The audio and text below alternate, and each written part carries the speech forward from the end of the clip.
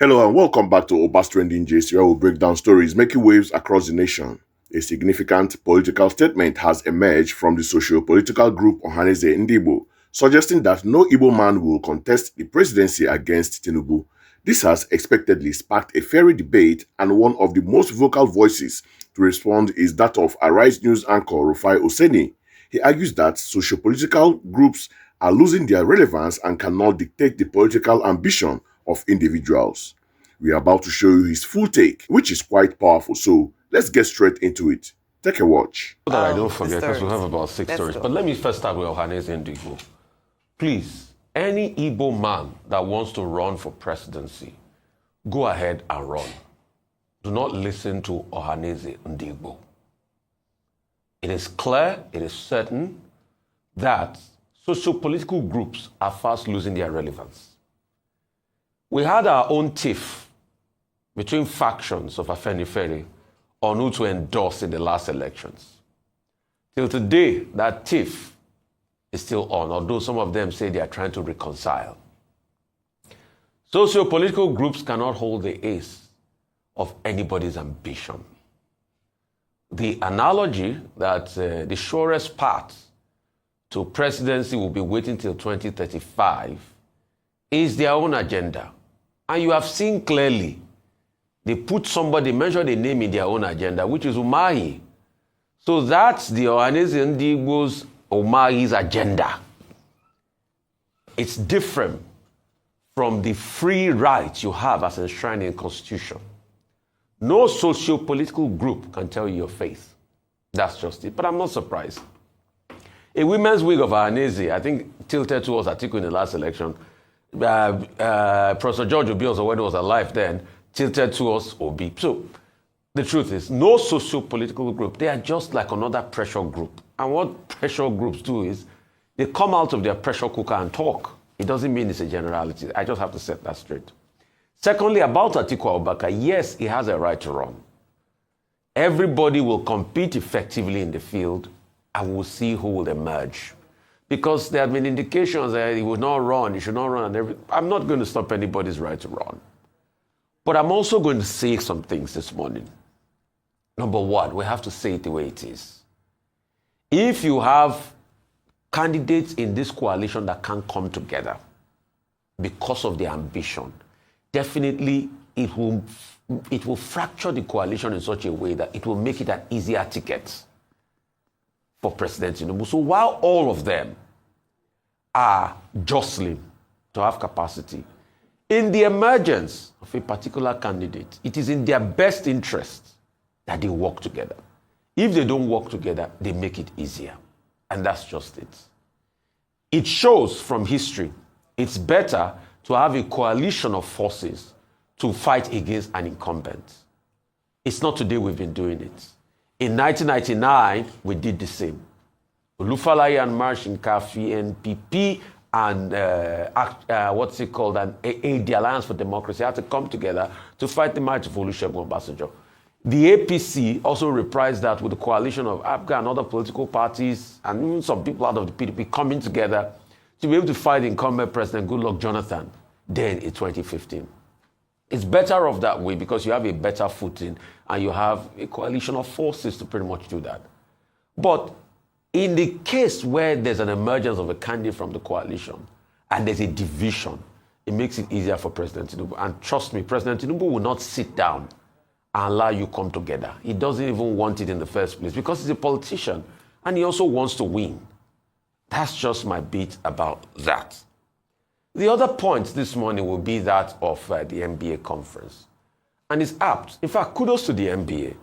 Because the NBA conference holding in Enugu is as an act of defiance in itself. We all know the story.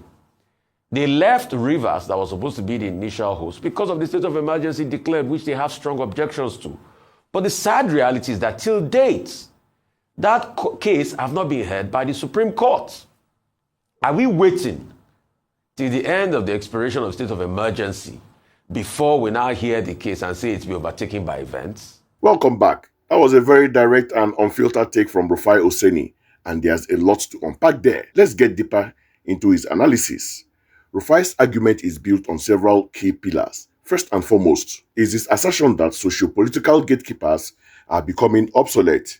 He doesn't just make a general statement, he uses the recent history of Afenifere as a potent example by reminding us of public disagreement and factionalism within the Yoruba group over who to endorse in the last election. He paints a picture of these organizations as no longer being monolithic, authoritative voices they once were. His point is that if they can't even agree among themselves, how can they claim to speak for millions of people? He is essentially saying their decrees are becoming hollow because they lack unified internal backing and, more importantly, the power to enforce them.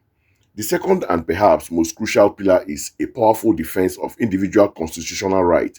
Rufai moves the conversation away from group politics and centers it on individual citizens. His message is a direct call to action to any potential Igbo candidate. Go ahead and run. He frames the right to contest for office not as something that can be granted or taken away by a cultural organization, but as a fundamental right enshrined in the Nigerian constitution. By doing this, he champions a modern liberal democratic ideal over a traditional consensus-based and, in his view, outdated political model. He is essentially telling aspirants to look to the constitution for their mandate, not to the elders of a socio-political group. Finally, Rufai skillfully unmasked the potential political maneuvering behind Ohanaeze Ndi Igbo's statement. He dismisses it as their own agenda, hinting that this isn't about a grand selfless strategy for Igbo nation, but possibly a move to align with a specific political interest or to curry favor for a particular faction. He sees it not as a principled stand, but as a calculated strategic play within the larger game of Nigerian politics. This adds a layer of political realism to his analysis, suggesting that we, the public, should be critical and question the motives behind such sweeping proclamations. Now, for my take on this, and I have to say Rufai's point resonates very strongly. This issue is much bigger than just one statement from Ohanaeze Ndi Igbo. It goes to the very heart of the kind of the country we want to build. First, the statement is fundamentally anti-democratic because it stifles both aspiration and choice. On one hand, it's a deeply demoralizing message to any qualified and ambitious individual from the Southeast who might be considering a presidential run. It tells them that their ambition is invalid, not based on their merit or vision, but because of a predetermined ethnic calculation. On the other hand, it insults the intelligence of the Nigerian voters.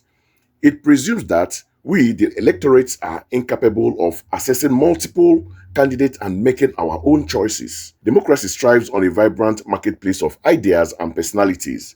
Telling an entire region to sit out the race is like removing a whole category of products from the shelf before the customer even enters the store.